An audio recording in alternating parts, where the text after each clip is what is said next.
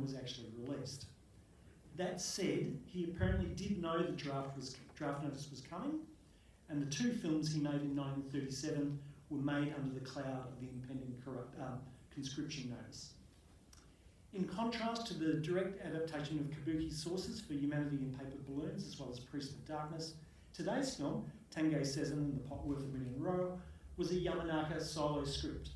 Well, sort of. That's another idea I'll come back to soon. The important difference is that today's film is noticeably lighter in tone than the other two films.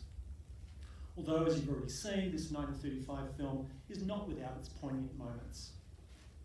Tange Sezen and the Pot Worth a Million Ro was the third in a series of films featuring a classical character of Japanese kabuki, a one-armed swordsman named Tange Sezen. The first two films in the series were directed by Yamanaka's mentor, Ito Daisuke, who left the film company Nikatsu to make films with another company called Daiichi Eiga. Not unlike some of our contemporary franchises, when one director opts out, a new director is selected to take the reins. However, in taking over, Yamanaka adjusted characteristics of the pre-existing material to suit his own preferences. This was initially not to Nikatsu's liking. Also, Hayashi Fubo, writer of the original Tange Sezen novels, was none too pleased either, and as a result, his name does not appear on the credits. Normally a tough samurai to be feared and respected, the Tange Sezen character in Yamanaka's film is still missing one arm, still sports a battle scar over one eye, and still has a ferocious temper, but he's also somewhat of a has-been, working as a live-in bouncer in a pleasure house with its array of amusing games. Tange Sezen uses his big frame, his fearsome appearance and booming voice to tame any misbehaving Johns before he's likely to draw a sword. In fact, as played by Okochi Denjiro, he's rather lazy and would prefer not to work at all. To make a not entirely accurate comparison, he's more like Don Adams' Maxwell Smart than Sean Connery's James Bond. Either way, Yamanaka's Tange Sezen is a shadow of the tough guy he usually was. Donald Ritchie believed that Yamanaka's Tange Sezen was a less heroic but equally irreverent forerunner to the samurai played by Mifune Toshiro in Sanjuro. Again, there are differences, but both samurai are regular human beings rather than the high-status representatives of the shogunate that dominated the Jidai Geki in the 1920s.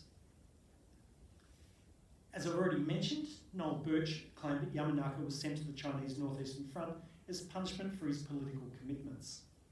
Now, having just watched the film, the politics may not seem particularly overt, but consider the depiction of Tange Sezen and its lack of reverence for the staple of Japanese culture, the samurai. And you start to get an idea. How do you think warmongering authorities championing the tradition of the Bushido warrior would feel about a heroic figure like Tange Sezen being lampooned? Also, it's clear in this film, and Yamanaka's other two still extant films, that he had an affectionate view of everyday, shall we say, working class people. Again, in the view of a right-wing militaristic government trying to rally the population to war, that's enough to smack of dangerous Marxism right there. The ending of today's film also suggests that there's much more to life than money. As the character Genzaburo does his best to ensure that with the help of the samurai and the young boy, that the valuable pot is never found in order to maintain his affair with the young woman at the tea house. This is not to say that Yamanaka romanticised the poor in his films. For example, in The Priest of Darkness, there's a young grifter who's the source of major troubles, and he starts off a mischievous upstart, but his petty thievery escalates the film's comical story into a heartbreaking tragedy. Yamanaka is morally clear-eyed about this, and even as he maintains a somewhat detached view. Yamanaka's affectionate view of people is direct only to those whose circumstances invite compassion and, importantly, are seen to exercise compassion. While in each of the three surviving Yamanaka films, when the narrative switches to the location of the more moneyed classes, the kind of rarefied habitat of those with cash, the atmosphere is strained and stilted.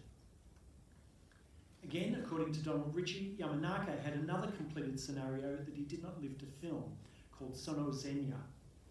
It was the story of a Kyoto family who ran an inn during the Meiji Restoration, and get swept up in the activities of a pro-government army called the Shinsengumi. In other films, in line with the views of the government of the day, the Shinsengumi were typically portrayed, to use Ritchie's words, as benevolent Boy Scouts. But Yamanaka's film script has them behave more aggressively, almost like a vigilante group, harassing the populace to get in line with the government, more in line with, say, Matsudane's Red Guard. As was usual for Yamanaka, the proposed film was a jidaigeki. But despite the period setting, it was a clear swipe at the ever-increasing militarisation of Japan. By 1937, the government had gained almost complete control of the Japanese film industry. The militarists were in power, authoritarianism was complete. Under such conditions, it's a wonder Yamanaka thought he could get away with it. And it was shortly after writing this scenario that he was drafted. Perhaps he knew he wouldn't get away with it. Perhaps he knew the jig was up. Aware or not, his film career and his life was over just a year later. Let me stress that Yamanaka was not alone in his left-wing tendencies. Some of his fellow directors shooting jidaigeki in Kyoto, like Itami Matsaku and Uchida Tomu, had films partially edited because of the watchful eye of the authorities. But Yamanaka was amongst the most persistent in continuing to push the political envelope inside the jidaigeki. But it's a roll of the dice. The far less radical Ozu was also drafted by the Japanese Imperial Army after Shotoku became disappointed with his box office, despite the fact that he had critical acclaim. Ozu was first posted to Shanghai in September 1937, 1 month after the release of Yamanaka's Humanity in Paper Balloons. September 1938, Ozu was sent to Nanjing, where he was reunited with Yamanaka, who was stationed nearby. This reunion of friends and fellow film directors was a boon to both men. Upon learning that Yamanaka was writing a notebook on filmmaking, Ozu was inspired to keep a diary of his own wartime experiences. Yamanaka died later that month. In a different universe, it may have been Yamanaka who survived, and we could be wondering today how Ozu's career might have turned out. Something to think about when you emerge from tomorrow's screening of The Only Son. What would we think of Ozu's films if everything had stopped for him in 1937? Off camera, Yamanaka's politics were also evidently left-wing. In films like today's, Yamanaka used established stars, but he also cultivated his own group. So in 1935, the same year as today's film, Yamanaka had his first collaboration with the Zenshinza theatre group for the film The Tattooed Townsman. It was Yamanaka's first film that did not have a movie star in the lead and was celebrated for its seriousness it brought to the jidaigeki genre. The Zenshinza were a progressive theatre group that specialised in avant-garde productions, but after they'd been forbidden to stage contemporary left-wing plays by the government, they moved on to modernising kabuki, making it more naturalistic. The Zenshinza lived as a collective, and after World War II was over, they actually collectively joined the Japanese Communist Party. When working with them for the first time on The Tattooed Townsman in 1935, Yamanaka admired the Zenshinza for their humility, their team spirit, and their serious approach to artistic work. For his last film, Humanity in Paper Balloons, Yamanaka and members of the Zenshinza worked again. Frieda Freeberg pointed out that kabuki theatre is an actor's theatre, so they don't tend to work under a director, and while The Tattooed Townsman no longer exists, the work on Humanity in Paper Balloons is evidence enough that Yamanaka did actually do more than just film a play. You can very much sense the director's hand throughout the film. In addition, even taking into account today's film, there is in all three of Yamanaka's films an ensemble feel of the casting, which was a rarity in Japanese films, which were typically designed as star vehicles.